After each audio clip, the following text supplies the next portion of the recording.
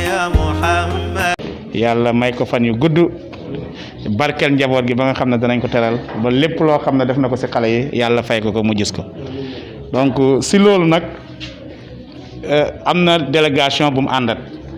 mu ngi ànd ak soxna Mariama Diouf ànd ak gorom Coro Fall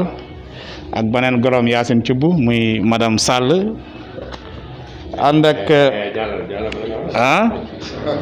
waaw ak Zeyda Adama Niang aussi di si délégation mudir bi la bokk mu ngi ànd ak ay doomam Yacine Faye nga ne la aji Binta Faye mu ngi fi Ndey Fatou Faye ñëw na Ndumbe ak Amina donc ñoo ñëpp mooy ñu nga xam ne ànd naa ak ñoom si kii bi Fatima sa seet bi donc ak Fatima donc ñoo ñu nga xam ne ànd naa ak ñoom pour ñëw si bësam bii nii waaye si loolu tamit mudir am na ñu jógee si gox yi fasanti ko ñëw fekkee sa bës bi mën nañ si wax monsieur Mbodj directeur Likem nekkoon na si yow monsieur Lam directeur Wal Jaxal mu ngi fi Cheikh Abdallah Niass si école bi la nekkoon mu ngi professeur CM Taïba Niangène donc gis nañ fi oustaz Modou Diouf mu ngi fële école d'application Ibrahima Fall gouvernement scolaire bu nga xam ne si école bi la ne woon nekk si CM bi waa CM bi ñoom tamit ñu ngi fi teew ànd ak seen président di Ousseynou Top école bi moom duñ leen tudd parce que waa garderie beeg waa personnel bi ñëpp ñu ngi fi si loolu nag dañuy bëgg a ubbee programme bi jox président APE Pa Cissé donc ku nekk gis na taxawaayam si école bi donc depuis ñu taxawal école bi ba léegi yaakaar naa ne taxawaayam si région bi la ñuy wax parce que muy fii nii di école franco arabe muy CM ba muy lycée ba fépp xam nañ ko donc ba rencontre ba yi ñu am ak IA yaakaar naa ne si ñu fay teew lay bokk donc moom lañ bëgg a jox kàddu gi bu paree ñu jox Mouhamed Lamine Kébé moom tamit président CG ñu gis doxalin si école bi parce que bu du toon ak ñoom yaakaar naa école franco arabe du fes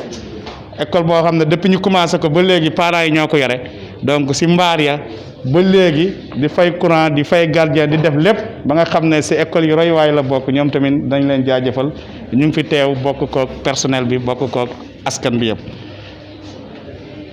bu paree ñu jox directeur Ababacar Gaye moom tamit mu joxe kàddoom bu paree ñu jox témoignage Sidi Arab Sall wax si turu école bi donc monsieur Mbodj def témoignage bu paree gouvernement scolaire bi élèves yi fi nekkoon Ibrahima Gueye def benn poème bu ko defee nag ñu jox mudir mu tëj jotaay bi donc loolu daal lañ bëggoon a kii bu fekkee ne mudir am nga keneen koo xam ne da ngaa bëgg mu lii ñu seet nuñ koy dugalee si programme bi. asalaamualeykum wa rahmatullahi taala wa barakaatu. ñoo ngi sant yàlla di julli ci yonent bi sallallahu alayhi wa sallam ndax li tax ma wax ko mooy Ablaye Faye taxawaayam ci école bi ak taxawaayam ci dëkk bi ñëpp a ko rafetlu mu nekkoon ak ñun di liggéey bu rafet ba yàlla def mu retraité ñu koy ñaanal yàlla mu jikko te yeneen i xéewal topp ci ak wér yàlla yàggal ko ci njaboot bi barkeel njabootam defal ko tawfeex li ma ci dolli mooy ni mu demee la ndax feebar waaye buñ ko yëgle woon duñu xaj ci salle bi ndax parents yëpp ñi ko ci xelmati ñu ngi ma doon interpellé di ma laaj ma ne leen ni mu demee la moo tax yëgaluñ ko ñu bëri ñi ko seq rek lañ ko wax ak waa école bi kon loolu rek mooy wane ne taxawaayam fii rafetoon na ba mu fi bàyyi koy ak léegi nam daan doxee rek lay doxee ci mbooloom ñu nekk ci école bi ak parents d'élèves bi kon ñu ngi koy sant di ko ñaanal yàlla di ko gërëm ci taxawaay bi mu fi taxawoon ak kii nga xam ne moo ko wuti it doxe ay tànkam moom it ñu gërëm ko sant ko gërëm personnel bi ci seen coono ak seen bëgg école bi yàlla ñoom it yàlla taxaw leen yàlla barkeel leen yokk seen martaba wax ji mënoon naa gën a rafet gën a gudd waaye maa mënewul wax ci biir mbooloo waaye sant naa bu baax maa ngi gërëm ñëpp lépp lu ngeen wax ci man rek ci yéen la nekk ndax fu ma taxaw yéen laa fa taxawal te yéen nag maa encouragé ci li may def kon nag maa ngi leen di sant di leen gërëm di leen ñaanal yàlla allahumma salli ala sayyidina muhammad wa sallam. ndax comme moom moo waral jotaay bi kon ñu ngi koy nuyu di nuyu njabootam di ci teg suñu doyen di Pa Cissé di ci teg directeur Gaye ak mboolem jàngalekat bu fi nekk ñu ngi kontaan ci yéen di leen gërëm yéen a ngi tudd suñu mbaax ak suñu disponibilité mais ci yéen lañ ko gisee ndax saa yu ñëwee rek fii ci école bi suñ leen fi fekkee ni ngeen mel ak suñuy njaboot dañuy gën a sawar pour di góorgóorlu ci lii ñu jox ñu li nga xam ne nag moo waral bés bi di directeur Faye foog ñu sant ko gërëm ko ndax diir bu gàtt biñ nekk ak moom ndax comme ñun la yàlla def ñu yore mbirum xaalis bi école bi te xaalis dafa xala doy waar kon soo ci seqeek nit ak ay at mu nekk fi ba jógee fi amul lenn luñ koy reproché lu mooy di ko sant ñëpp kontaan ci moom kooku moom ñaanal yàlla rek lañ ko war a def directeur ñu ngi lay ñaanal yàlla li nga xam ne moom lay xale yi di wax toog muy dox yàlla na la ko yàlla defal ndax retraité dafa métti doon am li ñu doon am ñu ne nañ ko xaaj wala nañ am benn partie bu ñu la ci jox la ca des nga war koo dundee loolu dafay métti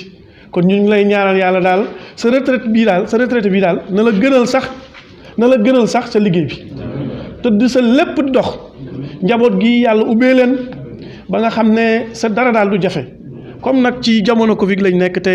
mbir mënut a yàgg ñu ngi ko yemale fii di sant ñëpp di gërëm ñëpp asalaamaaleykum. merci beaucoup Thiam maa ngi nuyu ñëpp di sant ñëpp di gërëm ñëpp balaa maa dem fenn dama naan alhamdulilahi rabbil alamin alhamdulilahi rabbil alamin alhamdulilahi rabbil alamin bu ñu yàlla mayee bés bi aussi ñu fekkee ko alors bés bi lu ko waral mooy sargal ki nga xam ne moo jiite woon structure scolaire bi gouvernement bu Sénégal dénkoon ko ba mu jóge fi dem feneen lu tax ma naan dem feneen dafa am benn kilifa bi ñuy yoroon Ndar ne un enseignant n'est jamais à la retraite ne enseignant du retraité mukk nee na ma bu déggee ñu naan kii dem na retraite nit ñi ñoo comprendre parce que enseignant yoo gis ñu ngi jëriñ feneen seen xam-xam feneen moom mii tey laaj ko ndax xam-xamam joxewu ko feneen loolu yëpp ñan ñoo ciy bénéficier mooy xale yi nga xam ne moom la gouvernement du Sénégal dénk enseignants yi parce que gouvernement Sénégal daf ne dama leen a dénk lu gën a cher nag mooy xale yi parce que dafa am benn borom xam-xam bu ne boo buggee yàq réew jarul ngay sànni ay bomb jarul ngay yónnee ay virus yàqal éducation nationale nee na boo yàqee éducation nationale yàq nga réew ma te loolu aussi dëgg bu wér péng la ndax réew éducation moo ko yor léeg-léeg dafa am kenn ko xam daf ne éducation ak santé mi ne non éducation moo ko yor ndax balaa ngaa tal santé dañ lay jàngal nooy faje bu ñu la jàngalul nooy fajee kon catastrophe la donc di sant bu baax Moudir Faye ndax passation de service bi bañ koy def fii passation de service bu limpide la bu limpide mooy boo xam ne amul benn xajam-xajam alors lu tax amul benn xajam-xajam nag lu kenn nit dañ ne mbooloo moo ko dàq xëy na moom jiite na mbooloo bi fi nekkoon mais également daf leen joxoon a nopp jox leen également bët moo tax liggéey bi mu fi bàyyi passation de service bi yomboon moo tax ñu ngi ko ciy sant di ko ci gërëm di sant aussi ki nga xam ne mooy président APE ak président CGE parce que dañ wax école de la communauté bu ñu école de la communauté nag communauté bi mooy doxal école donc un directeur d'école su fekkee ne liggéey bi yomb na ci moom rek parce que communauté bi moo ci jàpp communauté bi bu ñu ne communauté bi ñëpp parents d'élèves yëpp mu ñu fi teew mais parents d'élèves dafa am toujours ñu leen di représenter mooy président APE ak président CGE mooy Pa Cissé mii toog ak Mouhamadou Lamine Kébé mii toog des fois man damay am kersa Pa Cissé woo ko parce que léeg-léeg yow ma ne ma da ngay wax sa président CGE wala sa président APE ngeen def nangam ak nangam ak nangam léeg-léeg damay am kersa oo ko parce que heure yooyu doo ci déplacé wu mag la Kébé aussi borom njaboot la aussi te liggéeyam may ko à chaque fois moom muy teew yenn yi moo tax des fois du ma leen woo sax damay am kersa boobu di leen dérangement bu ëpp boobu ku nekk xam ne ne service éducation nationale dafa diis donc maa ngi leen di sant di leen gërëm ci loolu. alors di wax aussi fay ne ko enseignant yi nga fi bàyyi woon ba léegi rek jikko bi ñor ak jikko boobu la ñor ba léegi man pratiquement je ne fais rien du ma def absolument rien du tout ñoom ñooy def tout le boulot bi nga xam ne moo nekk ci école ñoom ñooy def lépp waaw parce que un directeur d'école son rôle 10 na 10 boo xam ne bii buñ ko yenoon rek xëy na peut-être fii laay yendu di fi fanaan samay doom sax duñ ma gis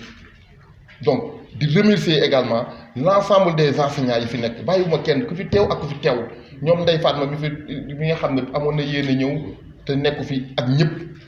donc pour vous dire que ne c'est une famille muy Mbodj muy Laan à chaque fois su may dem fii laa leen di bàyyi à chaque fois te pourtant ñoom dañuy gérer yeneen école li ma gënoon a marqué si ñoom dafa am yoo xam ne duma ko wax mais j'ai dit ça à l'IEF Diop bi fi nekk mi ne ma yow maa ngi yow ñoo yem jikko parce que Diop dañ ne ko yow da nga tàng boo ñëwee fii dégg nga nit ñi dañ ne da nga bon ak affaire mu oo ma ne ma Gaye est-ce que man lépp lu ma def ministre bi sant ma ko ma ne ko ankay mi ne ma nit ñi nag tant que yaa ngi topp seen bëgg-bëgg say kilifa danañ la xalaat waaw mi ne ma soit nga topp bëgg-bëgg say kilifa dégg nga am li nga bëgg avancé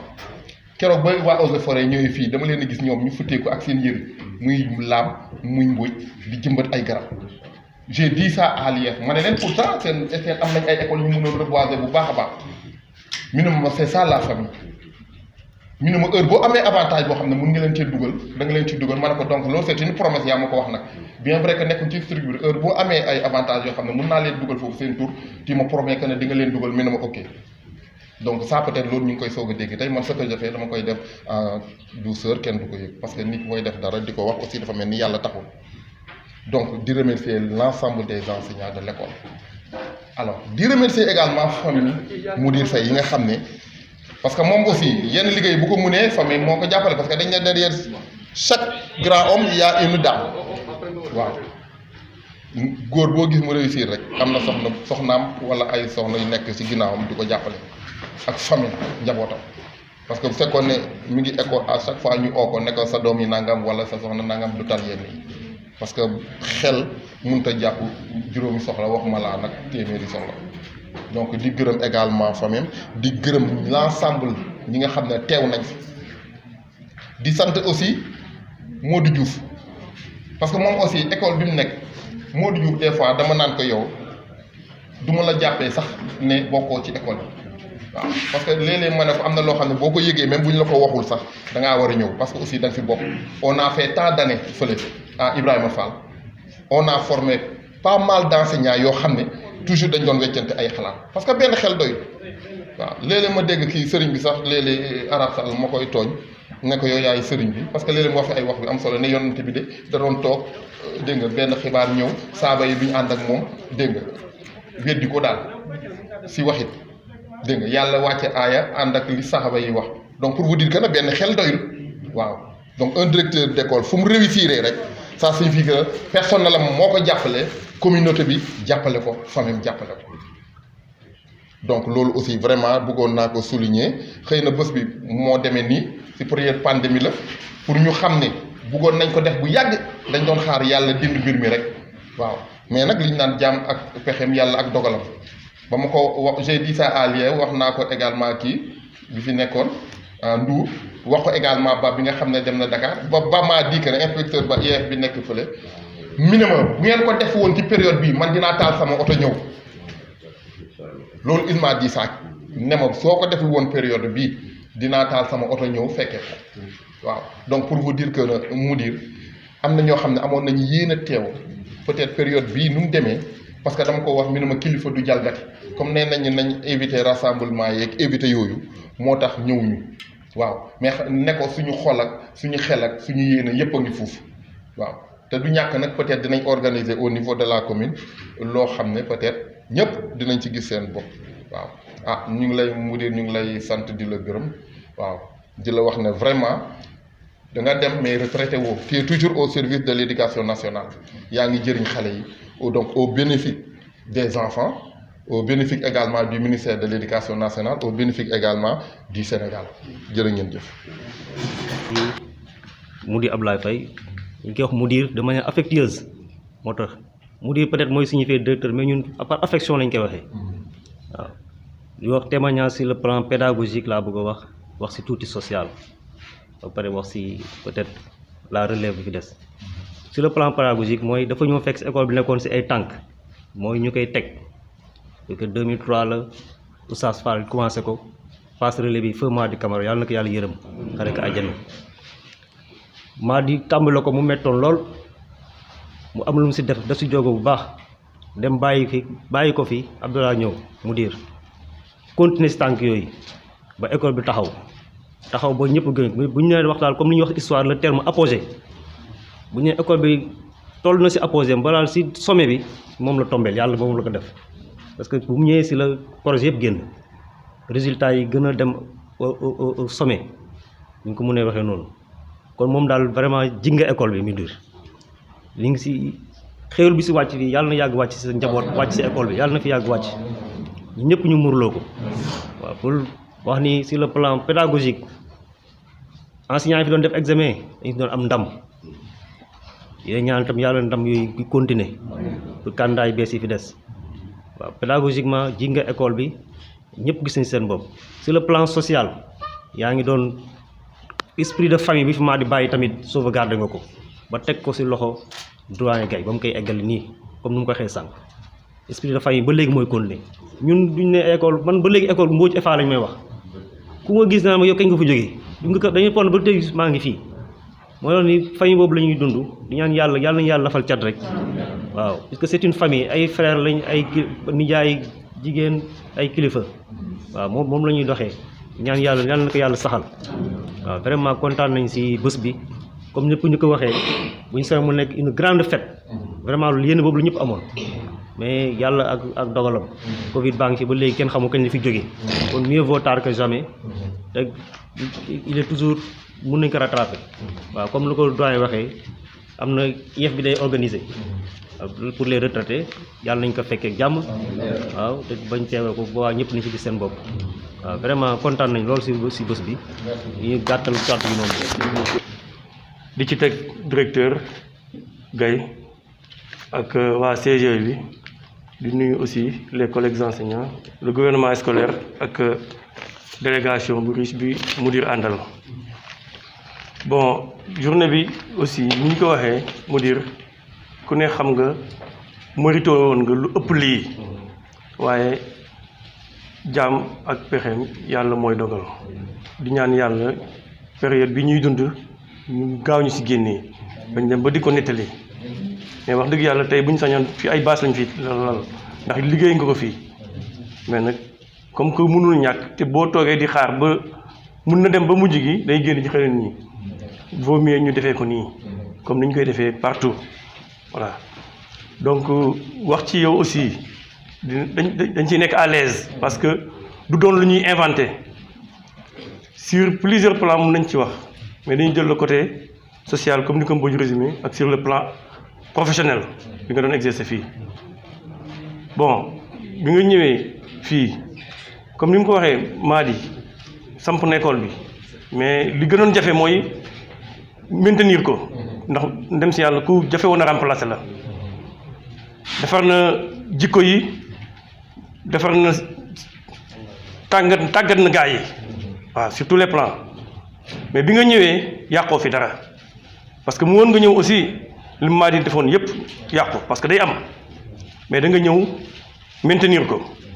rythme travail bi fi gaa yi bàyyi woon bi mu fi bàyyi woon tey la ba léegi rythme boobu moo fi nekk changé wul boo examen yi ñoo koy attesté fii boobu ba léegi résultat CFE entrée en sixième école de qualité la amul kenn kuy taxaw joxoñu leen donc loolu la ñuy xaar ci école examen professionnel amul benn enseignant boo xam ne fii il n'est pas qualifié diplôme bu ñu fi mës a def sur le plan professionnel jàll nañ ko te yàlla na jëm kanam yàlla na jëm kanam ci côté social mu dire yow papa nga dimension boobu nga doon dund ak ñun papa nga sëriñ nga yàgg nga ñu éduquer di ñu jiite ñuy julli saa yoo paree joxe benn xam-xam benn tegtal ak contexte bu munti tombeel def leen lii baax na ci seen njaboot gi def leen lii baax na ci yéen day aar luñ fi jàng man li ma fi jàng du jeex te ba léegi ñu ngi koy jëfee donc loolu amuñ sa fay si côté relation amul dara luy xew ci école bi mosuloo nga fàtte ñu toujours dañuy nekk au cœur du système ak événement bu fi munti dem activité bu munti doon arrivé ministre yi fii mës a am tout partout lu fi mës a am oo nga ñu ñëw won ñu ne yéen du ngeen à part ci école bi da ngeen ci bokk heureusement que Gaye a compris moom it mu ngi doxal loolu donc c'est une famille ñun dañoo bokk ci école bi ñu yëg ñu yàq yëg dañuy ñëw parce que xatuñu fi man sama personnalité ak sama caractère may na ma fu ma xat du ma fa taxaw lu ñu ma boolewul du ma ci bokk mais sant yàlla collègues yi dañoo neex a àndal pour le dire fii sama deuxième kër la damay wàcc école 18h30 laa fi yegg si damay ñëw fi directement bu julli timis soog a ñibbi koo xam ne 8h nga jógee sa kër kon fii xam nga ni cofeel laa fi am waaw amul te aussi sur le plan liggéey moo tax nag surtout ma gën leen a jàpp su ma fi doon ñëw di fi fekk ay laxisme dañ ma ciy boole dañ ne ña fay fréquenté it ñoom am jikko mais jikko yu rafet laa fi gis jikko yu baax moo tax ma gën a jàppanteeg ñoom di ñaan yàlla gën a dëgëral diggante bi sa retraite bi yàlla na la jig yàlla na la jig yaa ngi continuer di servir le système talent baa ngi fi wér gi yaa ngi fi yàlla na yàlla xeeb dolli waaw parce que on a besoin de vous donc loolu laa amoon pour li may mën a témoigner mënuñu wax lépp ndax xol yi dañoo fees di la remercier sa njaboot yàlla defal leen barke sàmm leen nga uuf leen ba fekki seen njëriñ directeur Gaye yow it aussi mënuñu ñàkk wax ci yow parce que aussi affaire bi flambeau la relais la quoi comme c'est un maillon continuité la aussi bi mu fi jógee jox na la le témoin te aussi yàqoo ci dara ni mu ñu doon considéré ba léegi yow image boobu nga ñuy xoolee wax nga ko léegi loolu baax mënut a weesu loolu dem di seede loo xam ne ñun fekkewuñu loo xam ne bu la neexoon mën nga ci bañ a yegg donc loolu aussi dañ la ciy remercier ni ngay amee relation ak say adjoint ñun dañuy ñëw mais dañuy jàngat école bi da nga ko téye parce que xam nga ni moom mooy sa sacerdoce mooy li ñu la sant sur le plan administratif yaa ngi koy téye sur le plan professionnel aussi yaa ngi koy téye sa diggante ak sa collègue yi yaa ngi leen di ménager parce que loolu moom la ñu ñaan ci école directeur warul dem nële adjoint yi taxawee nële mu am ay day indi ay dysfonctionnement te loolu baaxul ci école mais uuf nga ñëpp testé nga ñëpp yal na la si yàlla jàppale aussi mu gën a jëm kanam président Cissé aussi li ngeen ci wax moom ak le CG moom jotuñu minute bu baax mais xamante nañ c'est des travailleurs waaw parce que li ñu leen dénk lu jafe la addina bi da ngay dégg tout récemment rek à Bambey le président du CG mu ngi dénoncé de xam nga accusations am na wala amul ñun mënuñu ko kii mais depuis combien d'années ñu ngi fi mosuñu dégg loolu te duñ ko fi mës a dégg parce que ñu efficace lañ te aussi ñu transparent lañ yàlla na yàlla xam doon vraiment pour ne pas tirer vraiment en longueur maa ngi sant ñëpp di remercier aussi le gouvernement scolaire c'est des jeunes très engagés ñu bëgg école bi lañ dem nañ mais aussi ils ont toujours le regard ici au niveau de l'EFA donc jërëjëf